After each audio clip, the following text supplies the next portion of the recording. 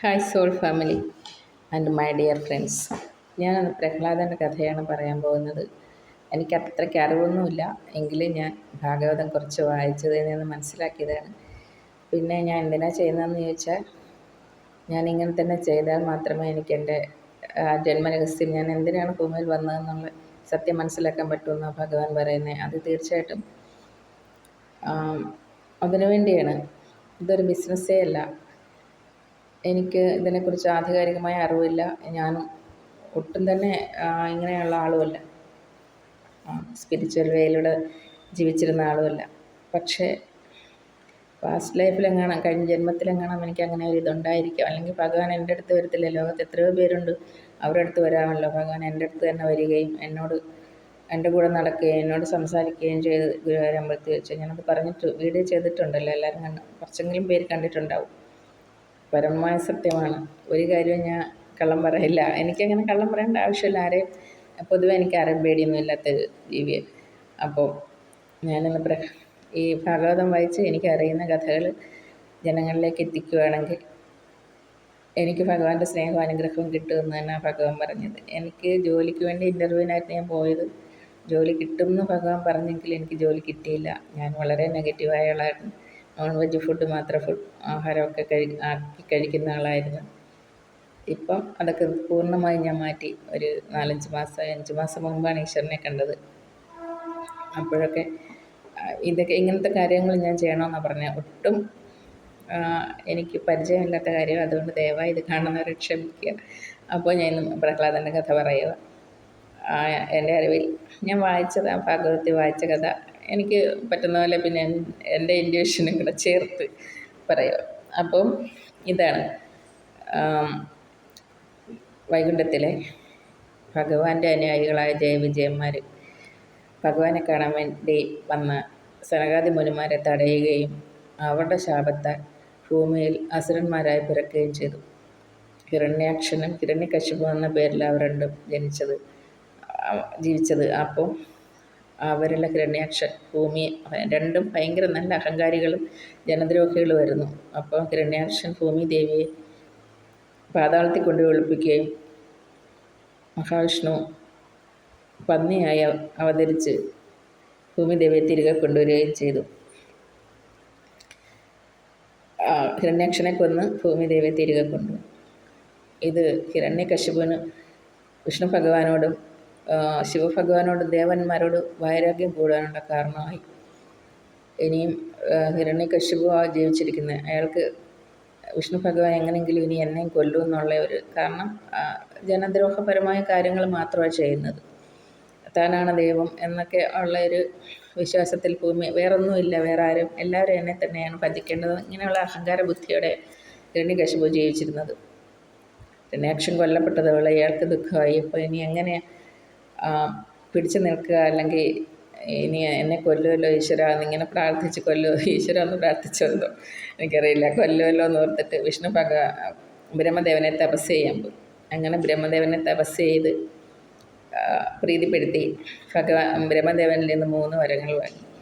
ആകാശത്തും ഭൂമിയിലും വെച്ച് ഞാൻ കൊല്ലപ്പെടരുത്, ബ്രഹ്മദേവൻ്റെ സൃഷ്ടിയായുള്ള ഒന്നും തന്നെ, ഒരു ജീവിയും എന്നെ കൊല്ലരുത്, മനുഷ്യനെ മൃഗം ഒന്നും തന്നെ, ബ്രഹ്മദേവൻ്റെ സൃഷ്ടിയിൽപ്പെട്ട ഒന്നും എന്നെ കൊല്ലരുത്, രാത്രിയോ പകലോ ഞാൻ കൊല്ലപ്പെടരുത്. ഇങ്ങനെ 3 വരങ്ങൾ ഹിരണ്യകശിപു ബ്രഹ്മദേവനിൽ നിന്നും വാങ്ങി അജയ്യനായി വന്ന് വീണ്ടും ജനദ്രോഹപരമായ ജീവിതം നയിച്ച് സാധുക്കളെ ദ്രോഹിച്ചുകൊണ്ട് അസുരൻ്റെ ബലം തീക്ഷ്ണമാക്കി വർദ്ധിപ്പിച്ചുകൊണ്ട് വളരെ ക്രൂരനായി ജീവിച്ചു.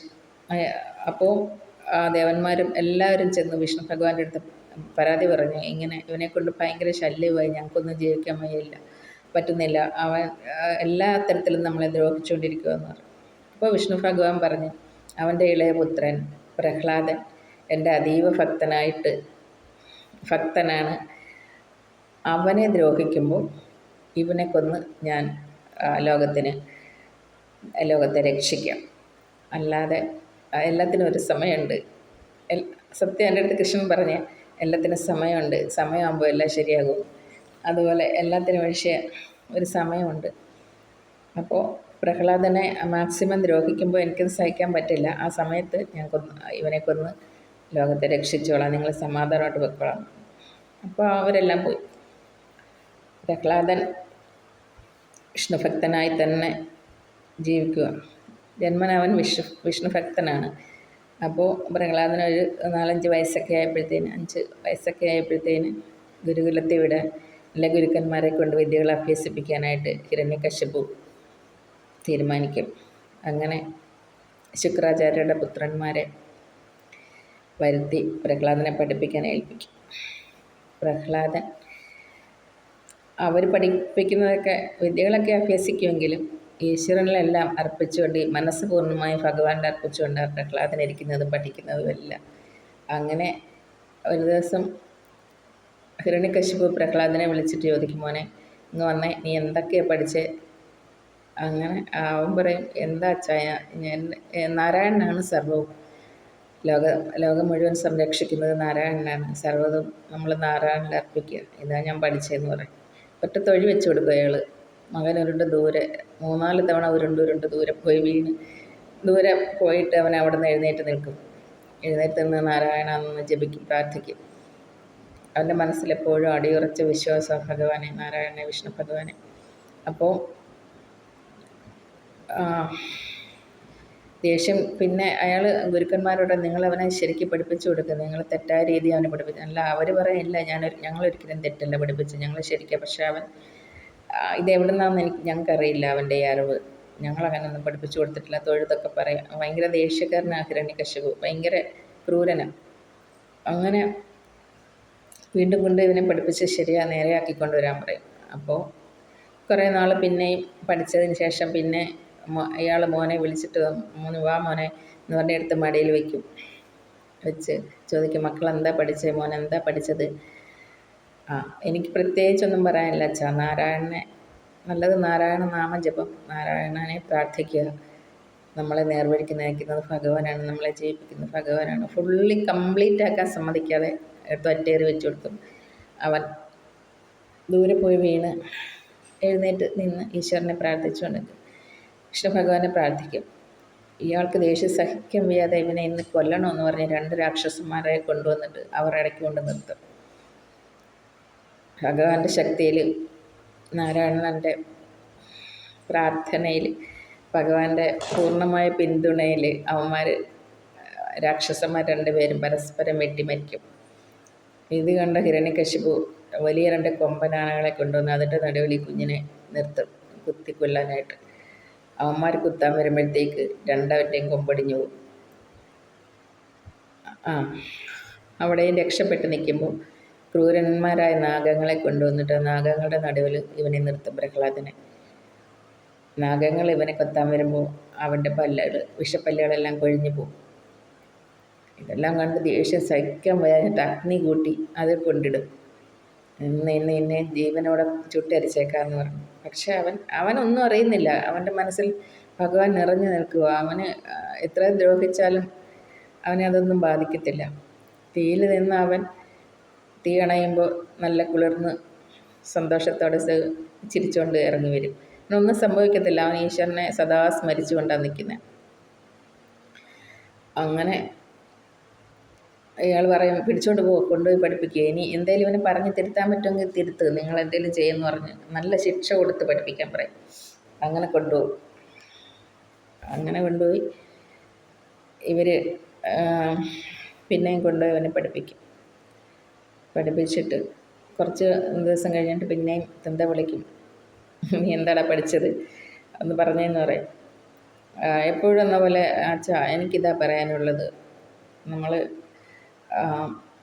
ഭഗവാനെ മാത്രം പ്രാർത്ഥിക്കുക, ഭഗവാൻ്റെ ഇച്ഛയ്ക്കനുസരിച്ച് ജീവിക്കുക, എനിക്കിതേ പറയാനുള്ളൂ. അങ്ങനെയാണോ എന്ന് പറഞ്ഞിട്ട് എങ്ങനെ ഇവനെ കൊല്ലുന്നത്, മാളികയുടെ പുറത്ത് കൊണ്ടുപോയി നിർത്തിയിട്ട് അനുയായികളോട് പറയും, ഇവനെ താഴോട്ട് തള്ളിയിടാൻ പറയും. താഴോട്ട് തള്ളിയിട്ട് കൊന്നു കളയാമെന്ന് പറയും. അങ്ങനെ പിടിച്ചു തള്ളും. വലിയ ഉയരമുള്ള മാളികയുടെ മുകളിലാണ് നിർത്തുന്നത്. അവനൊന്നും ഇല്ല, ഈശ്വരനെ മാത്രം, ഭഗവാനെ നാരായണ മന്ത്രം ജപിച്ചു, നാരായണ എന്ന് ജപിച്ചുകൊണ്ട് തന്നെ നിൽക്കുക. താഴെ വരുമ്പോൾ അതിസുന്ദരിയായ ദേവി, ഭൂമിദേവി അവനെ 2 കൈകളിലും താങ്ങി പിടിച്ച് നിർത്തും. അപ്പോൾ ആ ദേവിയെ കണ്ട് ഇവൻ ചോദിക്കും, എനിക്കെൻ്റെ അമ്മയെ കണ്ട ഓർമ്മയില്ല, ഞാൻ ജനിക്കുമ്പോഴേ അമ്മ മരിച്ചുപോയി. ഈ അമ്മയെ പോലെ എന്നെ കൈകളിൽ താങ്ങി അവിടുന്ന് ആരാണെന്ന് ചോദിക്കും. ഞാൻ പറയും, ഞാൻ ഭൂമി ദേവിയാണ്. എൻ്റെ ഭർത്താവിൻ്റെ ഒരു ഭക്തനെ രക്ഷിക്കുക എന്നുള്ളത് എൻ്റെ കടമയാണ്. ഭർത്താവിൻ്റെ നിയോഗത്താലാണ് ഞാൻ നിന്നെ രക്ഷിച്ചത്. നിനക്ക് ഒരു ആപത്തും വരാതെ എപ്പോഴും ഞാൻ നോക്കിക്കോളാം നിന്നെ, നീ ഒന്നിനും ഭയക്കണ്ട എന്ന് പറയും. അവനവിടെ വീണിട്ട് കുഴപ്പമൊന്നുമില്ല നിൽക്കുമ്പോൾ അഗ്നിയിൽ നിന്ന് ജനിച്ച കൃത്യകളെന്ന് പറയുന്ന രാക്ഷസികളെ കൊണ്ടുവരും. അവർ ഇവനെ കൊല്ലാനെടുക്കുമ്പോൾ വിഷ്ണു ഭഗവാന്റെ ചക്രം, സുദർശന ചക്രം വന്ന് അവരുടെയൊക്കെ കഴുത്തറുത്ത് പോകും. അതെല്ലാം കണ്ട് ഹിരണ്യകശിപുവിനും ദേഷ്യവും സങ്കടവും, ഒരു തരത്തിൽ ഇവനെ കൊല്ലാൻ പറ്റില്ലല്ലോ എന്നോർത്ത് എന്നാൽ ഇവനെ ഇനി വലിയ മല കൊണ്ടുവന്ന് കാലും കൈയും എല്ലാം അതിവരിഞ്ഞു കെട്ടി കടലിൽ കൊണ്ട് തള്ളാൻ പറയും. അങ്ങനെ ചെയ്യും അവൻ്റെ അനുയായികൾ ഹിരണ്യകശിപുണ്ട്. പക്ഷേ ഭഗവാനിൽ അടിയുറച്ച വിശ്വാസമുള്ള പ്രഹ്ലാദൻ ഒരു കുഴപ്പവും വരാതെ തിരിച്ച് കരയിൽ കയറി കെട്ടൊക്കെ കഴിഞ്ഞു പോയി സന്തോഷമായിട്ട് വരും. അപ്പോൾ ഗുരുക്കന്മാരെ വിളിച്ചിട്ട് പറയും, നിങ്ങൾ കൊണ്ടുപോയിട്ട് ഇവനെ പറഞ്ഞ് തിരുത്താമെന്ന് നോക്കി. ഇത്രയൊക്കെ ഇവനെ ചെയ്തിട്ട് ഇവൻ രക്ഷപ്പെട്ട് വരുന്നത് എന്തുകൊണ്ടാണെന്ന് എനിക്കറിയത്തില്ല. എങ്കിലും ഇവനെ പറഞ്ഞ് തിരുത്തി ഈ ഈശ്വരൻ എന്ന് പറഞ്ഞാൽ അത് ഞാനാണെന്ന് അവനെ പറഞ്ഞ് മനസ്സിലാക്കിക്കൂടെ. വേറൊരു ഈശ്വരനില്ല ലോകത്ത്. ഭഗവാൻ എന്ന് പറഞ്ഞാൽ അത് ഞാൻ തന്നെയാണ്. അത് അവനൊന്ന് മനസ്സിലാക്കി കൊടുക്കുക. നിങ്ങൾ എന്നെയാണ് എല്ലാവരും ഭജിക്കേണ്ടത്, അല്ലാതെ നാരായണനെ ശിവനെ ഒന്നുമല്ല. ആരെയൊന്നും ഭജിക്കരുത്, എന്നെ തന്നെ ഭജിക്കണം. എല്ലാം ഇവൻ്റെ അടുത്ത് കൃത്യമായിട്ട് നിങ്ങൾ പറഞ്ഞ് പഠിപ്പിച്ചു നോക്കിയില്ലേ നിങ്ങളെ ഇനി ഞാൻ കൊല്ലുമെന്ന് പറയും. അപ്പം ഇവർ കൊണ്ടുപോയിട്ട് പ്രഹ്ലാദനോട് ചോദിക്കും, എടാ നീ എങ്ങനെയാണ് ഇതൊക്കെ പഠിച്ചത്?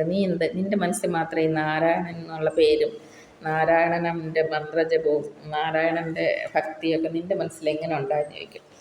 അപ്പം അവൻ പറയും, അച്ഛൻ പണ്ട് തപസ്സിന് പോയപ്പോൾ ദേവലോകത്തു നിന്ന് ദേവന്മാർ ദേവേന്ദ്രൻ്റെ നേതൃത്വത്തിൽ വന്നിട്ട് ഞങ്ങളെ അസുരന്മാരെ ആക്രമിക്കുകയും കൊല്ലുകയൊക്കെ ചെയ്ത് അവരൊത്തിരി പേര് പേടിച്ചോടിപ്പോയി. കുറച്ച് പേരെ കൊന്ന്. ദേവേന്ദ്രൻ തിരിച്ചു പോകുന്ന സമയത്ത് ഗർഭിണിയായ അമ്മ ഭയന്ന് നിൽക്കുന്നത് കണ്ട് അമ്മയും കൂട്ടി പോകും ദേവേന്ദ്രൻ. ഇത് കണ്ട് നാരദമുനി ദേവേന്ദ്രൻ്റെ കയ്യിൽ നിന്ന് അമ്മയെ മോചിപ്പിച്ച് അദ്ദേഹത്തിൻ്റെ കൂടെ കൊണ്ടുപോയിട്ട് അദ്ദേഹത്തിൻ്റെ താമസ സ്ഥലത്താക്കുമ്പോൾ അമ്മ അദ്ദേഹത്തെ പരിചരിക്കുന്നതൊക്കെ കണ്ട് അദ്ദേഹത്തിന് അമ്മയോട് ഉള്ള സ്നേഹം കൊണ്ട് അമ്മയോട് നാരായണനെ ഭജിക്കേണ്ടുന്നതിൻ്റെ ആവശ്യകതയും നാരായണൻ്റെ എന്താണ് അത്ഭുതങ്ങളും പ്രവൃത്തികളും നാരായണനാണ് ലോകത്തിൻ്റെ മുഴുവൻ രക്ഷകനെന്നും നാരായണനെ ഭജിക്കുന്നവർക്ക് ഒരിക്കലും ദുഃഖം ഉണ്ടാകത്തില്ലെന്നും വലിയ പാതകങ്ങളിൽ നിന്നും എല്ലാം ഭഗവാൻ രക്ഷിച്ച് ഏറ്റവും സുഖവും സന്തോഷകരവുമായ ജീവിതം നമുക്ക് തരുമെന്നും അങ്ങനെയൊക്കെ ഒരുപാട് കാര്യങ്ങൾ ഭഗവാനിൽ പൂർണ്ണമായി മനസ്സർപ്പിച്ച് വേണം മനുഷ്യർ ജീവിക്കാൻ. ഏതൊരാളും അങ്ങനെ വേണം ജീവിക്കാൻ.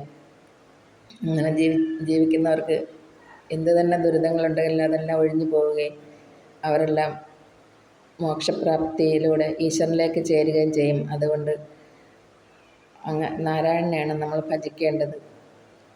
നാരായണൻ്റെ കീർത്തികൾ ഒരുപാട് അങ്ങനെ അമ്മയെ പറഞ്ഞു കേൾപ്പിച്ചു കൊടുക്കും നാരദമുനി. അമ്മ സ്ത്രീ സ്വഭാവം കൊണ്ടതൊക്കെ മറന്നു പോവുകയും ആ കഥകളും നാരായണൻ്റെ ഭക്തിയും എന്നിൽ ഉറക്കുകയും ചെയ്യും. എന്നെ പ്രസവിച്ചതോടെ അമ്മ മരിച്ചു പോയെങ്കിലും നാരദമുനി അന്ന് പറഞ്ഞ എല്ലാ കഥകളും പുതിയ അറിവുകളായിട്ട് എന്നിൽ വളർന്ന് ഞാൻ നാരായണ ഭക്തനായി തീർന്നതാണ്. അല്ലാതെ അത് എനിക്കാരും പഠിപ്പിച്ചു തന്നതൊന്നുമല്ല. ഇതെനിക്ക് ജന്മം കൊണ്ട് തന്നെ കിട്ടിയതാണെന്ന് പറയും. അതൊരിക്കലും ഞാൻ മാറ്റത്തില്ല. എനിക്ക് കിട്ടിയ ശ്രേഷ്ഠമായ അറിവാണിത്. അത് മാറ്റിയിട്ട് ഒരു മനുഷ്യനെയും ആരെയും ഞാൻ ഭജിക്കത്തില്ല ഈശ്വരനെ അല്ലാതെ. ഈശ്വരൻ്റെ ഇഷ്ടത്തിനനുസരിച്ച് മാത്രമായിരിക്കും എൻ്റെ ജീവിതം എന്നൊക്കെ പ്രഹ്ലാദൻ പറഞ്ഞു കൊടുക്കും. അത് കേട്ട് ഇവന്മാർക്ക് ഇരിക്കപ്പുറതയില്ല. എങ്ങനെങ്കിലും ഈ കാര്യം ഹിരണ്യകശിപുവിനെ അറിയിക്കണം, അല്ലെങ്കിൽ ഇവന്മാരെ ഇനി കൊല്ലുമെന്നാണ് പറഞ്ഞേക്കുന്നത് ഭൃഗുപുത്രന്മാർ. അപ്പോൾ അവർ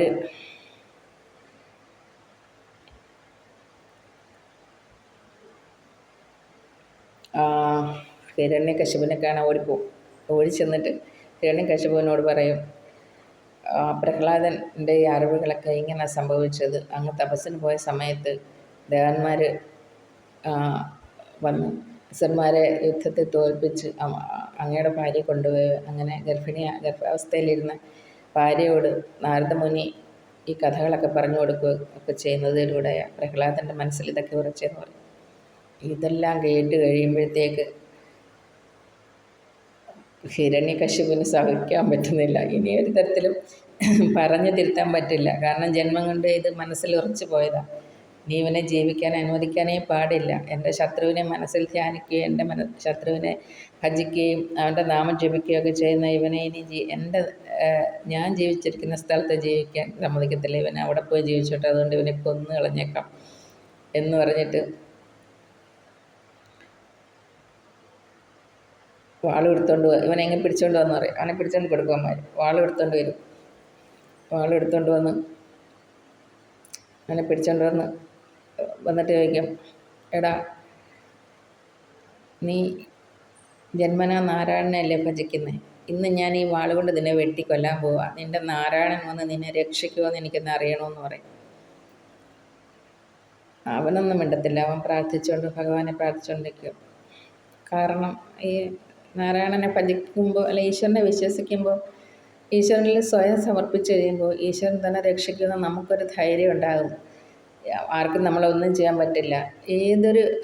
ഇപ്പം നമ്മൾ ഒറ്റപ്പെട്ടു പോയി, നമ്മളെ ഒരു തരത്തിലും ആർക്കും ഒരുപാട് ദ്രോഹങ്ങൾ ചെയ്യുമെങ്കിലും നമ്മളിതൊന്നും സ്പർശിക്കത്തില്ല. അത് ഞാൻ എൻ്റെ അനുഭവം കൊണ്ട് പറയാം.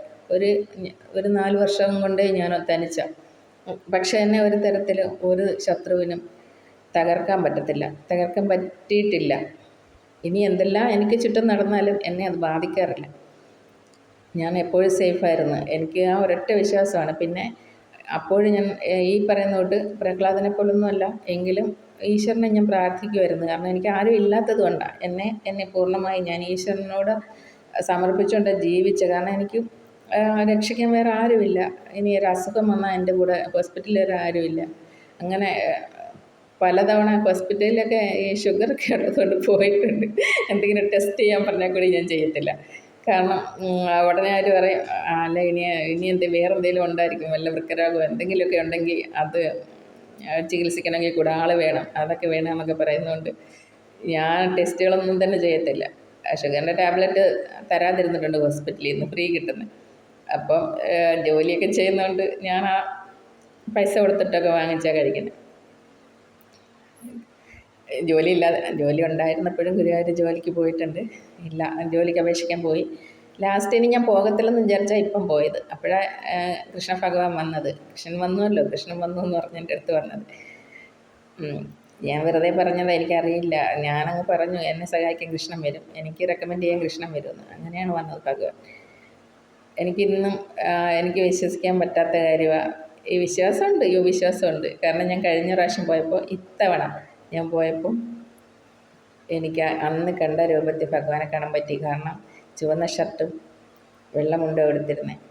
ഞാൻ വെളുപ്പിനെ 3 മണിക്ക് ക്യൂവിൽ കയറിയിട്ട് രാവിലെ ഒരു 10 മണി 9:30 കഴിഞ്ഞിട്ടാണ് തൊഴുത്. ആ സമയത്ത് ഭഗവാന്റെ വേഷം അതായിരുന്നു.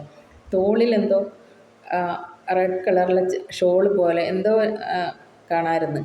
എന്നിട്ട് താഴോട്ടൊക്കെ എനിക്ക് നോക്കുമ്പോൾ ആ വെള്ളമുണ്ട് കാണാൻ പറ്റിയത്. 1-2 പ്രാവശ്യം ഞാൻ നോക്കിയിട്ട് പുറത്തിറങ്ങി ഞാൻ പൊട്ടിക്കരഞ്ഞു. കാരണം എനിക്ക് സഹിക്കാൻ പറ്റിയില്ല. അത് ഈശ്വരൻ തന്നെ ആയിരുന്നെന്ന് എന്നെ ഉറപ്പിക്കുന്ന വിധത്തിലായിരുന്നു ആ രൂപം അന്നേരം ഞാൻ കണ്ടത്. ഈശ്വരനല്ലെന്നല്ല ഞാൻ പറഞ്ഞത്, ഈശ്വരൻ തന്നെ ആയിരുന്നു. കൃഷ്ണൻ വന്നെന്ന് പറയാൻ ഒരു മനുഷ്യനും അവകാശമില്ല, ഒരു മനുഷ്യനും പറയില്ല കൃഷ്ണനാണെന്ന് പറയാൻ. പിന്നെ ആ ഫസ്റ്റ് വീഡിയോയിൽ ഞാൻ പറഞ്ഞിട്ടുണ്ട് എല്ലാ കാര്യങ്ങളും, ഫോൺ എടുത്തതും ഫോട്ടോ എടുത്തതും ഫോട്ടോയിൽ ആളില്ലാതിരുന്നതും ഒക്കെ. അത് അപ്പോൾ ഭഗവാൻ എന്നോട് നിർദ്ദേശിക്കുന്നതാണ്, എനിക്കറിയാൻ വയ്യാത്ത ഈ മേഖലയിലോട്ട് എന്നോട് തൽക്കാലം പോവാൻ. തൽക്കാലമാണ്, താൽക്കാലികമാണ്. ഞാനിത് ചെയ്യുമ്പോൾ പതുക്കെ പതുക്കെ ഞാൻ ഇതിനകത്തുനിന്ന് കുറച്ച് കഥകളൊക്കെ ജനങ്ങളിലേക്ക്, അല്ലെങ്കിൽ ഇത് വീഡിയോ കാണുന്ന കുറച്ച് പേരിലേക്ക് എത്തിക്കുമ്പോൾ തന്നെ എനിക്കും ലൈഫിൽ മാറ്റം ഉണ്ടാകും എന്നാണ് ഭഗവാൻ പറഞ്ഞത്. അപ്പോൾ എനിക്ക് ഞാൻ എന്തിനാണോ വന്നത് ഈ ഭൂമിയിലേക്ക്, അതിലേക്ക് എനിക്ക് കണക്റ്റ് ആവാൻ പറ്റുന്ന, അങ്ങനെയാണ് എൻ്റെ അറിവ്, ഇൻറ്റ്യൂഷൻ. ഓക്കെ. അപ്പോൾ നിന്നെ രക്ഷിക്കാൻ നീ ഭജിക്കുന്ന അല്ലെങ്കിൽ നീ വിശ്വസിക്കുന്ന നാരായണൻ വരുമെന്നറിയട്ടെ, നിന്നെ എന്തായാലും ഞാൻ കൊല്ലും എന്ന് പറഞ്ഞ് വാളെടുത്തിട്ട് അവരുടെ വീടിൻ്റെ ഫ്രണ്ടിലെ തൂണിലോട്ട് ചെറുതായിട്ടൊരു തട്ട് കൊടുക്കും. ഇവനെ പിടിച്ചടുത്ത് കൊല്ലാൻ നിർത്തിക്കൊണ്ടായി തട്ടുന്നത്. ആ തൂണ് ആഞ്ഞു വെട്ടിയതൊന്നുമില്ല, ചെറിയ തട്ടിയുള്ളൂ. തൂണ് രണ്ടായിട്ട് പിളർന്ന് അതിൽ നിന്നാണ് നരസിംഹം വരുന്നത്. സിംഹത്തിൻ്റെ തലയും മനുഷ്യൻ്റെ ശരീരവുമുള്ള ഭീകരരൂപിയായ അവതാരം എടുത്തത് ഭഗവാൻ.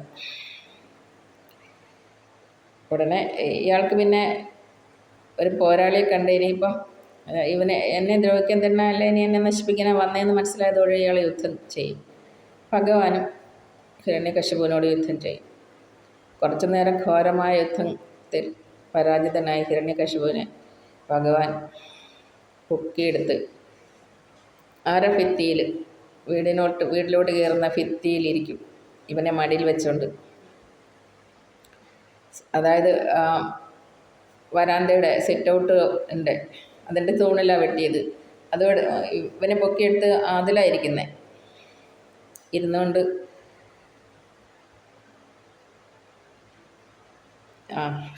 മടിയിലിങ്ങനെ കിടത്തിയിട്ട് പറയും, ചിരിച്ചുകൊണ്ട് നോക്കിക്കൊണ്ട് പറയും, ഇനി നമുക്ക് കാണാമെന്ന് പറഞ്ഞിട്ട് നെഞ്ച് വലിച്ച് കീറി കുടലുമാലയെടുത്ത് കീറി നെഞ്ച് നേരെ വലിച്ച്, നെഞ്ചിലൂടെ നഖം ഇറക്കി, കൂർത്ത നഖങ്ങളിറക്കി വലിച്ച് കീറി കുടലുമാലയെടുത്ത് കഴുത്തിലിട്ട് അലറും പിന്നെ കളഞ്ഞിട്ട്. ഭീകര ആ സമയത്ത് ഭൂമിയെല്ലാം തീ പിടിക്കും. ഭൂമിയിൽ ആ സമയത്ത് അസുരന്മാരെല്ലാം കൊല്ലപ്പെടുകയും അസുരന്മാരെ വിഴുങ്ങി എല്ലാവരെയും കത്തിച്ച് കൊല്ലും. അത്ര ഘോരമായ അലർച്ചയിൽ മൂന്ന് ലോകങ്ങളും കിടുങ്ങുന്ന പറയും. എന്തായാലും എല്ലാവരും പേടിച്ച് നിൽക്കുക. ദേവന്മാരെല്ലാം വന്ന് എല്ലാവരും പേടിച്ച് ഇങ്ങനെ നിൽക്കുമ്പോൾ ആ അവതാരം കാണാൻ എല്ലാവരും സ്തുതിക്കുന്നുണ്ട് ഭഗവാനെ, എല്ലാവരും സ്തുതിച്ച് പ്രാർത്ഥിക്കുന്നുണ്ട്. പക്ഷേ ഭഗവാന്റെ കാലിപ്പടങ്ങുന്നില്ല. ദേഷ്യപ്പെട്ട് ഇങ്ങനെ അലറി നോക്കി ഇങ്ങനെ ഇരിക്കുക. ആ സമയത്ത് ദേവന്മാർ വിചാരിക്കും, ബ്രഹ്മദേവനും ശിവഭഗവാനൊക്കെ ചിന്തിക്കുക, എങ്ങനെയാണ് ഭഗവാന്റെ ദേഷ്യം അടക്കുന്നത്. ലക്ഷ്മി ദേവിയെ കൊണ്ടുവരും. ലക്ഷ്മി ദേവി വരും, ദേവിയെ നീക്കി നിർത്തും അടുത്തോട്ട്. പക്ഷെ ഭയം കൊണ്ട് ദേവി പിന്നോട്ട് പോകാതെ, കാരണം അത്രയ്ക്ക് ക്രൂരമായ ഭാവമാണ്. ഒന്ന് സിംഹത്തിൻ്റെ രൂപം, പിന്നെ ഈ രക്തമൊഴുകുന്ന കുടൽമാല എടുത്ത് കഴുത്തിലിട്ടേക്കുന്നു. ഇതെല്ലാം കൊണ്ട് പേടിച്ച് നിൽക്കുമ്പോൾ അവരെല്ലാം കൂടെ തീരുമാനിക്കും, നമുക്ക് പ്രഹ്ലാദനെ തന്നെ അങ്ങോട്ട് നീക്കി നിർത്തിയാലോ. പ്രഹ്ലാദനോട് പറയാം, നീ പോയി ഭഗവാന്റെ അടുത്തോട്ട് നിൽക്കാൻ പറയും. ഭഗവാന്റെ അടുത്തോട്ട് നീ ചെല്ലെന്ന് പറഞ്ഞു വിടും. അപ്പോഴത്തേക്ക് പ്രഹ്ലാദൻ അവിടെ ചെന്ന് അദ്ദേഹത്തിൻ്റെ പാദത്തിൽ ഇങ്ങനെ കമിഴ്ന്ന് വീണ് കാല് തൊട്ട് നമസ്കരിക്കും. എനിക്ക് ഭാഗവതം വയ്ക്കുമ്പോൾ ഭയങ്കര കരച്ചിലായിരുന്നു, സോറി. അപ്പം പിന്നെ നമസ്കരിക്കുമ്പോൾ ഭഗവാൻ സ്നേഹത്തോടെ എടുത്ത് കെട്ടിപ്പിടിച്ച് നെഞ്ചോട് ചേർത്ത് വയ്ക്കും. ദേഷ്യമെല്ലാം പോയി അവൻ്റെ ഇങ്ങനെ തലോടുമ്പോഴാണ് പ്രഹ്ലാദ സ്തുതി ഭാഗവതത്തിലുണ്ട്. അത് ഞാൻ എന്നും കാണാതെ ജപിക്കുന്നതാണ്. എനിക്ക് നന്നായിട്ടറിയാം, കാരണം എനിക്ക് ഭാഗവതം ഞാൻ ഇന്ന് കുറച്ച് നാളെ വീട് വിട്ടിറങ്ങി 4 വർഷമായി വായിക്കാൻ തുടങ്ങുന്ന സമയത്തൊക്കെ എന്നെ അട്രാക്റ്റ് ചെയ്യുന്നൊരു കാര്യമാണ് ഈ പ്രഹ്ലാദൻ്റെ സ്തുതി. അത് ഞാൻ വളരെ പെട്ടെന്ന് തന്നെ കാണാതെ പഠിക്കുകയും അത് നിരന്തരം ജപിക്കുകയും ചെയ്യും. അതുകൊണ്ട് എനിക്കെന്തോ ഭയങ്കര ഇഷ്ടം അത് ജപിക്കുമ്പോഴൊക്കെ ഞാൻ ഈ നരസിംഹമൂർത്തിയെ മനസ്സിൽ കാണും. അതിൽ പത്മനാഭസ്വാമി ക്ഷേത്രത്തിൽ തൊഴാൻ ചെല്ലുമ്പോൾ എത്ര തിരക്കായാലും ഞാൻ നരസിംഹസ്വാമിയെ നല്ല വ്യക്തമായിട്ട് കാണുക. അദ്ദേഹം എന്നെ നോക്കി ചിരിക്കുന്ന പോലെ എനിക്ക് തോന്നുകയും ചെയ്യും. ഞാനും ചിരിക്കും. ആൾക്കാർ കാണുന്നോണ്ടിരിക്കുമ്പോഴായിരിക്കും കാരണം എനിക്ക് എന്നെ നോക്കി ചിരിക്കുന്ന ഇനി ഏതൊരു ശത്രു ആണെങ്കിൽ കൂടി ഞാൻ ചിരിക്കും. അപ്പോൾ പൊതുവെ എനിക്ക് ചിരിക്കുന്നത് ഭയങ്കര ഇഷ്ടമാണ്. അങ്ങനെ ആ ദേവത എന്നെ നോക്കി ചിരിക്കുമ്പോൾ ഞാനും ചിരിക്കാറുണ്ട്. പത്മനാഭ ക്ഷേത്രത്തിൽ ചെല്ലുമ്പോൾ അവിടെ ഞാൻ മിക്കവാറും പോകും. അങ്ങനെ പിന്നെ ഈ ഭഗവാൻ പ്രഹ്ലാദനെ ചേർത്ത് പിടിച്ച് കെട്ടിപ്പിടിച്ച് ഈ അത് ആ നെഞ്ചോട് ചേർന്നിരുന്ന ഭഗവാനെ സ്തുതിക്കുന്നത്. ആ സ്തുതിയെല്ലാം കേട്ടിട്ട് ഭഗവാൻ അവന് തല നിർത്തി ചോദിക്കും, നിനക്ക് എന്ത് വരമാണ് വേണ്ടത്?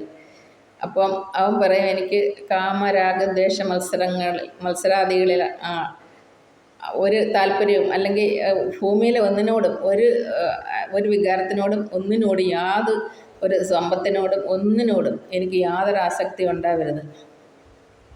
ഒന്നിനോടും എനിക്ക് ഒരാഗ്രഹം ഉണ്ടാവില്ല.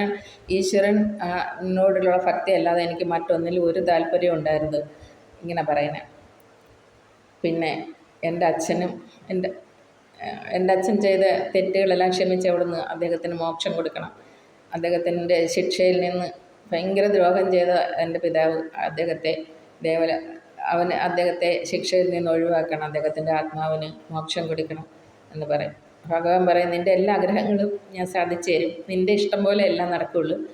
പിന്നെ നിൻ്റെ അച്ഛനും നിൻ്റെ പിതൃക്കളും എല്ലാം നീ കാരണം മോചിതരായി, പാപത്തിൽ നിന്ന് അവരുടെ പാപമൊക്കെ കെട്ട് അവരെല്ലാം മോചിതരായി കഴിഞ്ഞ് നീ ഇനി ഒന്നിനും പേടിക്കണ്ട, വിഷമിക്കണ്ട. പിന്നെ നിനക്കിഷ്ടമുള്ള കാലത്തോളം എത്രയോ വർഷങ്ങൾ, യുഗങ്ങൾ ഭഗവാൻ കൊടുക്കും ഇവന് സന്തോഷമായിട്ട് ഭൂമിയിൽ അവനെ രാജാവായിട്ട് അഭിഷേകം ചെയ്ത് അവൻ ജീവിക്കാനായിട്ട് ഉള്ള അവസരം കൊടുക്കും. അങ്ങനെ സന്തോഷമായിട്ട് ജീവിച്ച് പ്രഹ്ലാദൻ്റെ കൊച്ചുമകനാണ് മഹാബലി എന്ന് പറയുന്നത്. അവരെല്ലാം വളരെ സത്യസന്ധരായിട്ടാണ് ജീവിക്കുന്നത്. അതുകൊണ്ട് സത്യസന്ധരും ഈശ്വരഭക്തരുമായിരുന്നതുകൊണ്ട് ബലിയെ കൊച്ചുമകനാണെന്നോ എനിക്കറിയില്ല, ഞാൻ അങ്ങനെ കണ്ട് ഇവിടെ വായിച്ചോളൂ ആയിരിക്കും. അങ്ങനെ ബലി ദേവലോകം വരെ പിടിച്ചടക്കുമെന്ന് വരുമ്പോഴാണ് ദേവേന്ദ്രൻ ഭഗവാനോട് പറയുന്നത്, ഇങ്ങനെ പോയ ദേവലോകവും കൂടെ അസുരന്മാരുടെ കയ്യിലിരിക്കും, അതുകൊണ്ട് അവിടുന്ന് എന്തെങ്കിലും ഒരു പരിഹാരം കാണണമെന്ന്. അങ്ങനെ വാമന വേഷം എടുത്തിട്ട് വന്ന് മഹാബലിയെ പാതാളത്തിലേക്ക് ചവിട്ടി താഴ്ത്തുന്നു. ഈ കഥ ഇപ്പം പറയണ്ടായിരുന്നു. ഓക്കെ, എങ്ങനെയാണ് പ്രഹ്ലാദൻ്റെ ചരിത്രം? ശരിക്കും പറഞ്ഞാൽ മഹാബലി പ്രഹ്ലാദമായിട്ട് കണക്ഷനുണ്ട്. ഞാൻ അങ്ങോട്ടൊന്നും വായിച്ചിട്ടില്ല, അത് ഞാൻ വായിച്ച് നോക്കിയിട്ട് പിന്നെ ഒരിക്കൽ വേറൊരു കഥയായിട്ട് വരാം. അതുകൊണ്ട് ഇതൊക്കെ വായിക്കുമ്പോൾ എനിക്ക് വേറെ കാര്യം മനസ്സിലാക്കുന്നത്, എൻ്റെ അച്ഛനാണെങ്കിൽ അന്ന് ഒരു അഭിനവ ഹിരണ്യകശിപുവായിരുന്നു. ഞങ്ങളെയൊക്കെ ചുമ്മാതെ ഒരു കാര്യമില്ലാതെ ഞങ്ങളൊക്കെ ഒരുപാട് ഉപദ്രവിക്കുക, എന്നെ എൻ്റെ അനിയനെയൊക്കെ. ഞാൻ രണ്ടും വീട്ടിൽ നിന്ന് ചാടിപ്പോവായിരുന്നു. രക്ഷപ്പെട്ട് അച്ഛൻ്റെ തോക്കും ക്രൂരതയും കുറേ പോത്തുകളും ഒക്കെ ആയിരുന്നു. മരിച്ചുപോയി, തോക്കൊക്കെ വിറ്റ് എല്ലാം കഴിഞ്ഞ് മരിച്ചും പോയി. ഞങ്ങളൊക്കെ ജീവനും കൊണ്ട് ഓടി രക്ഷപ്പെടുമായിരുന്നു. ആ ഹിരണ്യകശിപുവിൻ്റെ ഒരു മോളായതുകൊണ്ട് എനിക്ക് കുറച്ച് ഈ വീട് വിട്ട് ഇറങ്ങി ഒറ്റയ്ക്കാകുന്നത് വരെ എനിക്ക് ഹിരണ്യകശിപുവിൻ്റെ സ്വഭാവം കുറച്ചുണ്ടായിരുന്നു. അത് സ്വാഭാവികമായിട്ട് എനിക്ക് അച്ഛനിൽ നിന്ന് കിട്ടിയതാണ്. അങ്ങനത്തെ ഒരു സ്വഭാവം ഉണ്ടായിരുന്നു. ഇപ്പം ഞാൻ പക്ഷേ അങ്ങനെയൊന്നുമല്ല. ഇപ്പം ശ്രീകൃഷ്ണ ഭഗവാനെ ഞാൻ എന്തുകൊണ്ടാണ് കണ്ടതെന്ന് എനിക്കറിയില്ല. എന്തായാലും വീട് വിട്ട് ഇറങ്ങി 4 വർഷത്തിന് ശേഷം എനിക്ക് ഗുരുവായൂർ വെച്ച് ഭഗവാനെ കാണാൻ പറ്റിയത്. ഞാൻ എൻ്റെ ചിന്താമണ്ഡലത്തിൽ ഒരിക്കലും ദുസ്വപ്നത്തിലോ സൽസ്വപ്നത്തിലോ ഒന്നും തന്നെ ഞാൻ ഇങ്ങനത്തെ ഒരു കാര്യം വിചാരിച്ചിട്ടില്ല. പക്ഷെ എനിക്ക് അങ്ങനെ ഒരു ഭാഗ്യം ഉണ്ടായി. വേറെ എന്ത് കണ്ടാലും ആര് പറഞ്ഞാലും ഞാൻ വിശ്വസിക്കത്തില്ല. ഈ കാര്യം വേറൊരാളിനോട് പറഞ്ഞാൽ ഞാൻ വിശ്വസിക്കത്തില്ല. അങ്ങനത്തെ ഒരാളാണ് ഞാൻ. പക്ഷേ ഈശ്വരൻ എന്നോട് പറഞ്ഞു, കൃഷ്ണൻ വന്നുവല്ലോ, കൃഷ്ണൻ വന്നു കേട്ടോ, കൃഷ്ണൻ വന്നു എന്ന് പറഞ്ഞിട്ടും പിന്നെ ഞാൻ ചോദിച്ചു ഇയാൾ ഏതാന്ന്. അതൊക്കെ ഭഗവാൻ നല്ല ദേഷ്യപ്പെട്ടാണ് പോയത് ക്ഷേത്രത്തിലോട്ട്. ഞാൻ ചോദിച്ചെന്ന് പറഞ്ഞാൽ എൻ്റെ മനസ്സിലെ ഒരു സംശയമാണ്, ഈശ്വരൻ ഇങ്ങനെ വരുമോ, ഇങ്ങനെ വരാൻ പറ്റുമോ, ഭഗവാൻ മനുഷ്യനാകാൻ പറ്റുമോ, മനുഷ്യരൂപത്തിൽ വരുമോ, ഇങ്ങനെയൊക്കെയുള്ള കൺഫ്യൂഷൻ എൻ്റെ മനസ്സിൽ കിടന്നുകൊണ്ട് എൻ്റെ കൂടെ വന്ന് എൻ്റെ ഇൻ്റർവ്യൂ കാർഡ് ഫോട്ടോ ഒട്ടിച്ച് ഗസറ്റ് ഓഫീസറെ കൊണ്ട് ഒപ്പിടിവിച്ച് എന്നെ ഇൻ്റർവ്യൂവിന് വിട്ടതിന് ശേഷമാണ് ഭഗവാൻ പോയത്. അപ്പോഴും ഞാൻ ചോദിച്ചു. അപ്പോഴാണ് എവിടെ നിന്നാണോ ഒരു മൊബൈൽ ഫോൺ എടുത്ത് അതിൻ്റെ ക്യാമറയിൽ അദ്ദേഹം എന്നോട് ചേർന്ന് നിന്നുകൊണ്ട് ഫോട്ടോ എടുക്കാൻ ശ്രമിക്കുകയും എൻ്റെ ഫോട്ടോ പോലും കറുത്ത് കാണുകയും അദ്ദേഹം നിന്നെടുത്ത് ശൂന്യത അനുഭവപ്പെട്ട് പിന്നെ എന്നോടൊന്നും പറഞ്ഞില്ല. ഞാനൊരു നന്ദി വാക്ക് പറയുമോ ഭഗവാന്റെ കാൽക്കൽ വീഴുകയോ ഒന്നും ചെയ്തില്ല. എൻ്റെ മനസ്സിൽ അഹങ്കാരം എന്നെ അത് വിശ്വസിക്കാൻ പ്രേരിപ്പിച്ചില്ല. അതിനൊക്കെ ഒരുപാട് തവണ ഞാൻ ഭഗവാനോട് മാപ്പ് പറഞ്ഞ്. എന്നോട് നല്ല കണക്ഷനുണ്ട്. കാരണം എൻ്റെ പല ദുസ്വഭാവങ്ങളിൽ നിന്ന് ഈശ്വരൻ മാറ്റി. എന്നാലും എന്നിൽ കുറച്ച് അഹങ്കാരം ഇപ്പോഴും ഉണ്ടെന്ന് എനിക്ക് തോന്നുന്നുണ്ട്. ഓക്കെ, എന്തെങ്കിലുമാവട്ടെ, ശരിയെന്ന്. ഇനി എല്ലാവരും എന്തായാലും എൻ്റെ ഈ വീഡിയോ കാണുന്ന എല്ലാവരും നാരായണനെ ഭജിക്കുക. എനിക്കത് മാത്രമേ പറയാനുള്ളൂ. നമ്മളെ സംരക്ഷിക്കുന്നത് നാരായണനാണ്, വിഷ്ണു ഭഗവാനാണ്. വിഷ്ണു ഭഗവാന്റെ പൂർണ്ണാവതാരം ഗുരുവായൂരുണ്ട്. അത് നമ്മൾ ആവശ്യപ്പെട്ടാൽ, നമ്മൾ ആഗ്രഹിച്ചാൽ നമ്മുടെ അടുത്ത് വരും. മനുഷ്യരൂപത്തിൽ തന്നെ നമ്മുടെ അടുത്ത് വരും. അതെൻ്റെ അനുഭവമാണ്. അതുകൊണ്ട് എല്ലാവരും അങ്ങനെ ഈശ്വരനെ കാണാൻ ആഗ്രഹിക്കുന്നെങ്കിൽ നിങ്ങൾ വിഷ്ണു ഭഗവാനെ, കൃഷ്ണനെ പ്രാർത്ഥിക്കുക.